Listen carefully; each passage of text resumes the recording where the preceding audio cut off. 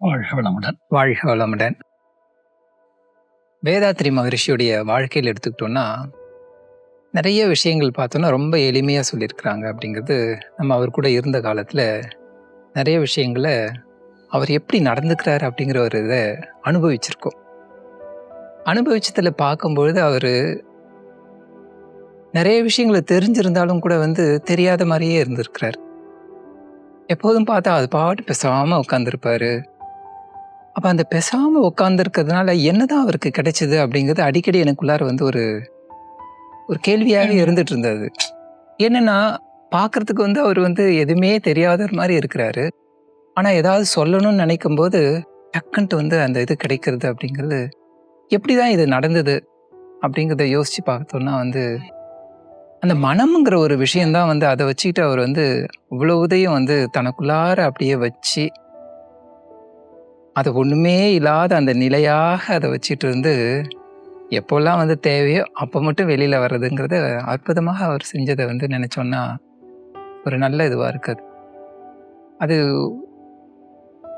என்ன சொல்றது அப்படிங்கிறது எனக்கு நீங்க சொன்ன உடனே எனக்கு என்ன தோன்றதுன்னா, இந்த இறைவழி தான் ஆம்னிபோட்டன்ட் அது இதுன்னு சொல்றாங்க இல்லையா?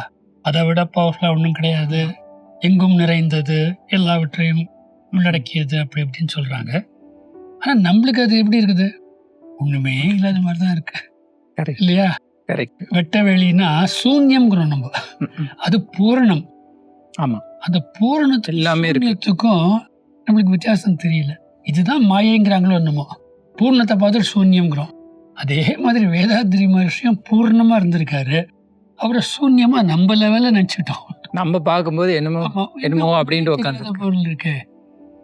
இது எனக்கு அது தவிர நான் இப்போ டெல்லியில கவர்மெண்ட்ல ஒர்க் பண்ணிட்டு இருந்தேன். ஆமா. அப்போ இது மஸ்கட்ல ஒரு ஜாப் அப்ளை பண்ணேன். அது கிடைச்சது. நான் கவர்மெண்ட்ல சொல்லிட்டு தான் பண்ணியிருக்கணும். நான் மட்டும் பிரைவேட்டா அப்ளை பண்ணிட்டேன், கிடைச்சிருது. அப்போ நான் என்ன பண்றது? வேலையை விடுறதா, கவர்மெண்ட் வேலையை விட்டுட்டு போறதா, அங்க போனா எத்தனை நாளா இருக்கும் ஒன்றும் தெரியாது. இப்போ சாமிஜி கிட்ட சாமிஜி ஹைதராபாத்ல கோர்ஸ் நடத்திட்டு இருக்காங்க, நான் டெல்லியில இருக்கேன். இருந்தாலும் சாமிஜியோட வார்த்தை கேட்டு பார்க்கலாம் அப்படிங்கிறதுக்கு நான் ஃபோன் பண்ணிட்டு உமா அக்கா இருந்தாங்க, அவங்கள்ட்ட சாமிஜி கிட்ட பேசலாமான்னு சரினாங்க. இந்த மாதிரிங்கய்யா, எனக்கு அதுவும் கவர்மெண்ட் தான், ஆனால் நான் ப்ரைவேட்டாக அப்ளை பண்ணியிருக்கேன், கரெக்ட், என்ன பண்ணுறது எனக்கு அப்படின்னு. ஆனால் சாமிஜி இது லியன்னு ஒன்று சொல்லுவாங்களேப்பா, அதை வேணா பாரு. தெரிஞ்சிருந்திருக்கு அவருக்கு. ஆமா, அந்த மாதிரி ஒரு விஷயம். எனக்கு இல்லைன்னா எனக்கு தெரியாது. கவர்மெண்ட்ல வேலை செய்யறது 20 வருஷமா கவர்மெண்ட்ல இருந்து இந்தியன் ஸ்டாட்டிஸ்டிக்கல் சர்வீஸ் என்ன பெரிய இது அப்படி இப்படி நினைச்சிட்டு இருந்தது. சாமிஜி ரொம்ப கேஷுவலா, அது மாதிரி லியன்னு ஒன்று இருக்குப்பா, அதை வேணா பாரு அப்படின்னாரு. அதெல்லாம் ஒன்றும் இல்லை சாமிஜி, நான் சொல்லிட்டேன், இதுதான் சூன்யம்ங்க, நம்ம சூன்யம். அந்த பூர்ணத்தை பார்த்து இருந்தாலும் அது அப்புறம் ஒர்க், ஏன்னா அப்ப நம்மளுக்கு பழக்கம் இருக்குல்ல, அவர் என்ன ஒரு வார்த்தை சொன்னாருன்னா அதுக்கு அர்த்தம் இருக்கும். நம்மளுக்கு டியூப்லைட் மாதிரி புரியறதுக்கு 2 வருஷம் ஆகலாம், 20 வருஷம் ஆகலாம் அப்படின்ட்டு. அதுக்கப்புறம் அங்க டிபார்ட்மெண்ட் ஆஃப் பர்சனல்லையே ஒருத்தர் எங்களுக்கு உறவுக்காரர் இருக்காரு. டிபார்ட்மெண்ட் ஆஃப் பர்சனல் தான் எல்லாம் வேலையெல்லாம் அவங்க தான் பார்த்துக்கிறாங்க எல்லாருக்குமே.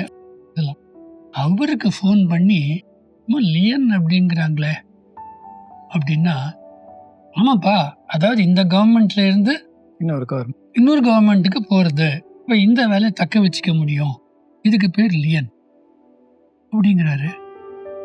இப்போ நான் அவர்கிட்ட கேட்டேன், ஐயா ஆனால் நான் இது த்ரூ ஃபார்மல் சேனல் பண்ணியிருந்தா தானே, கரெக்ட், நான் பாட்டுக்கு பண்ணியிருக்கேனே, அதுக்கு என்ன பண்ணுறது? அதெல்லாம் பரவாயில்லப்பா, அது நம்ம கவர்மெண்ட்ல சொல்லிக்கலாம். இன்னொரு கவர்மெண்ட்டு தானே நீ போற, இந்த ப்ரைவேட்டாக போற அப்படின்னாக்கா அது கஷ்டம். இன்னொரு கவர்மெண்ட்டுக்கு போற, ஆன் டெபுடேஷன் நம்ம பண்ணிக்கலாம். கடைசியில் ஆன் டெபுடேஷன் நான் போயிருக்கேன். 5 வருஷம் அங்கே பண்ண சர்வீஸை கவுண்ட் ஆகிருக்கு. அதனால தான் வேலையை விட்டு, ஏன்னா 20 வருஷம் வேலை செஞ்சால் வாலண்டரி ரிட்டையர்மெண்ட்டு சம்பளம் கொடுப்பாங்க, பென்ஷன்னு. இது அத்தனைக்கும் காரணம் என்னன்னா, அந்த லியன்கிற ஒரு வார்த்தை அப்போல்லாம் நேர மொபைல் மாதிரி பேச முடியாது, அந்த ட்ரங்க் கால் புக் பண்ணி. கரெக்ட். ஆமா, அதுக்கு லைன் வேற நிக்கணும். அது அவர் எங்கேயோ இருக்காரு, நான் எங்கேயோ இருக்கேன். இந்த ஒரே ஒரு வார்த்தை, அது எனக்கு, நான் ரொம்ப இங்கிலீஷ் மீடியம்ல படிச்சிருக்கேன், அது இதுன்னு ஒரு கர்வம் வேற. சாமிஜி என்னமோ தமிழ் அது கூடுவாஞ்சேரியில படிச்சுட்டு வந்திருக்காரு அப்படின்னு நினைச்சது. இந்த மாதிரி இது வந்து நம்ம என்னன்னு சொல்றது, இவர் வந்து தத்துவ ஞானியா, எது இல்லை இவர்கிட்ட. ஆனா தானமா ஒண்ணுமே தெரிஞ்சுக்காத மாதிரி கவர்மெண்ட்டை பத்திலாம் ஒன்றும் தெரிஞ்ச மாதிரியே காமிச்சதே கிடையாது. அப்போ வந்து இப்போ மனம்ங்கிறது இப்போ நிறைய நேரங்களில் நமக்கு பார்த்தோன்னா எல்லாருக்கும் எனக்கு ஒன்றுமே தெரியாது இல்லை அப்படிங்கிற ஒரு நிலையிலே வந்து நினச்சிட்டு இருக்காங்க. அப்போ பூர்ணமாக அதுக்குள்ளார வந்து அவ்வளோ விஷயங்களும் அடங்கி இருக்குது. அமைதியாக இருந்தால் எப்படி இப்போ மகரிஷி எடுத்துக்கிட்டோன்னா வந்து அமைதியாக தான் இருந்திருக்கிறாரு. அந்த அமைதியில் இருந்த ஒரு காரணத்தினாலே அந்த பூர்ணத்தோடு அப்படியே அவருக்கு வந்து அந்த கனெக்ஷன் இருந்ததில் எப்போ வேணுமோ அப்போ மட்டும் வந்துட்டு போகுது. ஆமாம், மற்ற நேரத்தில் சூனியம் அந்த இடத்துல எழுச்சிப்படுறது. அவர் சொல்றாரு பாருங்க, அந்த மாதிரி அந்த இடத்துக்கேற்ப காலத்துக்கேற்ப எது வேணுமோ. நீங்க கேட்ட உடனே அவருக்கு ஒருவேளை அது வந்து தெரிஞ்சிருக்குமோ இல்லையோ கூட தெரியல, கேட்ட உடனே பிரபஞ்சத்துல இருந்து எடுக்கிறாரு, எடுத்து கொடுத்துட்டாரு அழகா. இன்னொரு ஒரு உதாரணம் என்னாச்சு, இப்போ நம்மளுக்கு வந்து இங்கிலீஷ் தெரியும், சான்ஸ்கிரிட் தெரியும், ஹிந்தி தெரியுங்கிறது கர்வம் நம்மளுக்கெல்லாம் நிறைய இருக்கு. ஒரு தினம் சாமிஜி கிட்ட அப்படி பேசிட்டு இருக்கும்போது அவர் சொல்றாரு, நான் வந்து இந்த கட்டோபனிஷத்துல ஒரு இது நிச்சிகேதஸ்னு ஒரு கேரக்டர் தெரியுமா இல்லையா? அவங்க அப்பா வந்து பெரிய ராஜா, இந்த இதெல்லாம் யாகம்லாம் யஜ்ஞம் செய்வாரு. அப்புறம் அது வந்து கடைசியில வந்து நம்ம தானம் எல்லாம் கொடுக்கணும். இவர் பாக்குறாரு, பையன் சின்ன பையன், 8 வயசு பையனும் என்னமோ, அதனால கள்ளங்கப்படற்றவன். இவர் இந்த ராஜா முடிச்சுட்டு கொடுக்கும்போது இந்த வேண்டாத மாடு, காலொடைஞ்ச சேரு, இந்த மாதிரி பெரிய பணக்கார ராஜா, ஆனா புத்தகத்தெல்லாம் இந்த மாதிரியே இருக்கு.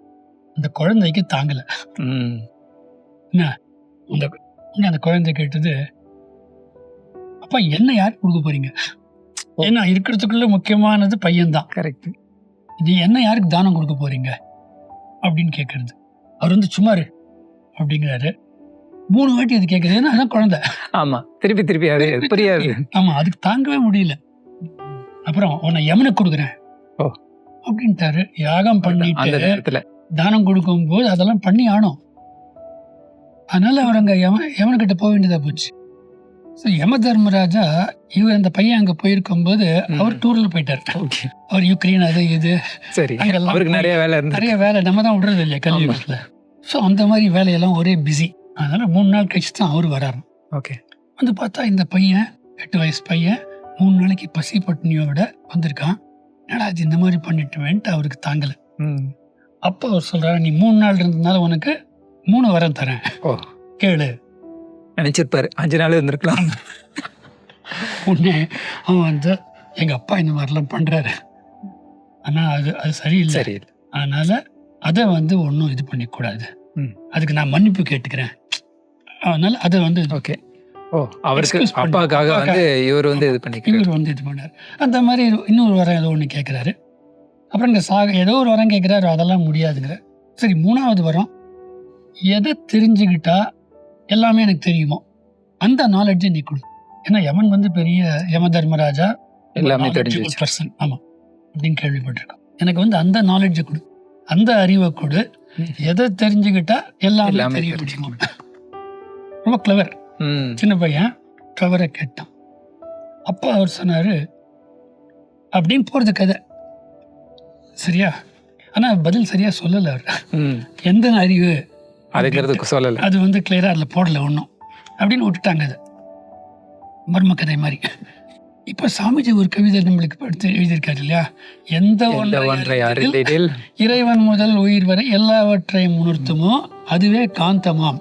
இங்க பதில் வருது, அங்க பதில் இல்ல, இங்க சொல்லிட்டார், கம்ப்ளீட் ஆயிடுது. ஆமா, அப்போ நான் அவர்கிட்ட கேட்டேன், சாமிஜி இது வந்து அந்த கட்டோபனிஷத்துல எது அப்படியே அதனோட டிரான்ஸ்லேஷன் மாதிரி இருக்குது. கரெக்ட், எக்ஸாக்டா பதிலோட சேர்ந்து. அப்போ நீங்க அதை படிச்சிருக்கீங்களா, அதாவது அங்கேயும் காப்பி அடிச்சிங்களான்னு கேட்கல, கேட்டிருந்தாலும் அவர் புரிஞ்சுட்டு இருக்கேன் ஏன் கேட்கறான் அப்படின்ட்டு. நீங்க நிறைய தடவை கேட்டிருக்கீங்க இல்லையா, அதுக்கும் அவர் பேசாம தானே பதில் கொடுத்துருக்கு. பேசாம இருந்திருக்காரு, அதனால நம்ம தைரியமா கேட்டுற வேண்டியது. இப்போதான் தெரியுது எவ்வளோ அல்பமா நம்ம. இருந்தாலும் மகரிஷிகிட்ட நம்ம பாராட்ட வேண்டிய ஒரு முக்கியமான விஷயம், அந்த கேள்வியை மட்டும்தான் பார்த்தாரே தவிர அவங்க எப்படி கேட்குறாங்க அப்படிங்கிறத அவர் பார்க்கவே இல்லை. அதனால தான் வந்து நம்ம உட்காந்துட்டு அவர்கிட்ட கேட்கும்போது உடனே வந்து பதில் தான் வந்து அவர்கிட்ட இருந்து வருதே தவிர என்ன கேட்குற ஆமா, அப்படிங்கிறது இதை போய் தோணவே என்கிட்ட வந்து இப்படி கேட்குறியே அந்த மாதிரியே அவருக்கு இல்லை. அப்படிங்கிறதுலாம் இருக்காது. ஏன்னா நம்மள புரிஞ்சுக்கிறாரு. நமக்கு தான் அந்த மாதிரி தோணுது. ஆமா, அவருக்கு கொஞ்சம் கூட அது தோணலை. ஓ இதில் முக்கியமானது இல்லையா அதனால தான் நம்மளால கேட்கவும் முடியுது. அந்த அந்த ஒரு லிபர்ட்டியை வந்து ஆமா. கொடுக்குறாரு அவர். அதே ஃப்ரீடம் இது அது பேர்ட்டு அந்த மாதிரி கேட்க முடியாது. அந்த ஃப்ரீடம் கொடுக்கும். யார்கிட்ட வந்து வீட்லேயே இப்போ எடுத்துக்கிட்டோம்னா வந்து வீட்டில் இருக்கிறவருக்கு நம்ம கேட்கறதுக்கு முடியுமா அப்படின்னு அந்த ஃப்ரீடமே வர்றதில்ல. யோசிச்சு அப்பா கிட்ட இதை கேட்கலாமா, மனைவி கிட்ட இதை கேட்கலாமா அப்படிலாம் தோணி யோசிச்சு எது கேட்கலாம் அப்படிங்கிறதுல அந்த மாதிரி நான் இல்லாத டோட்டல் ஃப்ரீடம் அவரோட இருக்க முடியுது. அப்போ என்ன பதில் சொன்னார் இப்போ? சரி, அப்போ அதுவே காந்தமாம் அப்படின்னு சொன்னாரு. அதனால நீங்க வந்து அதனோடது ஒரு டிரான்ஸ்லேஷனா அப்படின்னு நான் கேட்டதுக்கு இது மாதிரி நான் வடமொழியெல்லாம் படிச்சதில்லை, வேதத்தை யான் படித்ததில்லை, ஆனால் வேதத்தின் உட்பொருளா என்னை கண்டேன் அப்படின்னு சொல்லியிருக்காரு இல்லையா. நான் அந்த மாதிரி வடமொழியெல்லாம் படிச்சதில்லைப்பா. ஆனா அந்த நிலைக்கு போனா அது ஆட்டோமேட்டிக்காக அதெல்லாம் தெரிஞ்சிடும். எல்லாரும் அதே தான் சொல்லுவாங்க. மேட்டுல நீர் பள்ளம் வந்து சேர்தல் போல மேட்டுள்ள நீர் பள்ளம் போய் சேர்தல் போல் மேதினி மேதினி ஆராயும் முடிவும் தோன்றும். ஏட்டினிலே கை எண்ண மகண்டாகாரம் இயற்கை ரகசியம் எழுந்து மலர்ந்து எழுத்தாய் மாறும். அந்த மாதிரி அதுக்கு வந்து அதை படிக்கணுங்கிறது இல்லை. அந்த ஃப்ரீக்வன்சியில் இருந்தால் அந்த பதிலாம் தானாக வந்துடும் அப்படின்னாரு. இப்போ இந்த நச்சிகேதஸோட கேள்விக்கு நம்மளுக்கு பதில் கிடைச்சாச்சு. அந்த நிலையில் அந்த அதுவும் கொடுத்துட்டார் அந்த தவமா. அதை பண்ணிட்டோம்னா நீ ஒவ்வொரு புக்காக படித்து அதெல்லாம் வேண்டாம். அது நேரம் அங்கேருந்து இழுத்துக்கும். அந்த யாருன்னா ஒருத்தர் விவேகானந்தர் சொல்லிருப்பார் 200 வருஷம் முன்னாடி இருக்குது. அது இருக்கு, காந்த காலத்துல இருக்குது. அது வந்துடுறது உனக்குள்ள. ஏன்னா நீ என்ன பள்ளத்துல இருக்க, நம்ம எப்பவுமே மேல இருக்கிறதுனால தான் நம்மள்ட்ட தானாவே வந்துடும். அது வந்து ஆகணும் அப்படிங்கிறது. டியூன் பண்றது என்னோட இது. இதை விட எளிமையான எஜுகேஷன் எப்படி இருக்க முடியும்? அதனால அந்த பூர்ணத்துல இருக்கிறதுனால நம்மளுக்கு எதுக்கு காலியா தோன்றுறது, நம்மளுக்கு சூன்யமா தோன்றுறது. அதுதான் சொல்லுவாங்களோ எப்படி மனப்பூர்வமாக சொல்வது அப்படின்னு பார்த்தா மனம் பூர்ணமாக இருக்கணும். கரெக்ட், மனப்பூர்வமா சொல்லு. ஆமா, அந்த ஏத்துக்கிறது மனப்பூர்வமா நான் ஏத்துக்கிறேன். அப்ப மனப்பூர்வமாக நம்ம வந்து இது பண்ணும்போது அந்த பூர்ணத்துல மனம் போகும் பொழுது அந்த பூர்ணமே அந்த மனதுக்கு எல்லாம் வேணுமோ அப்படி வந்த உடனே மனப்பூர்வமா ஆட்டோமேட்டிக்கா வந்துடுது.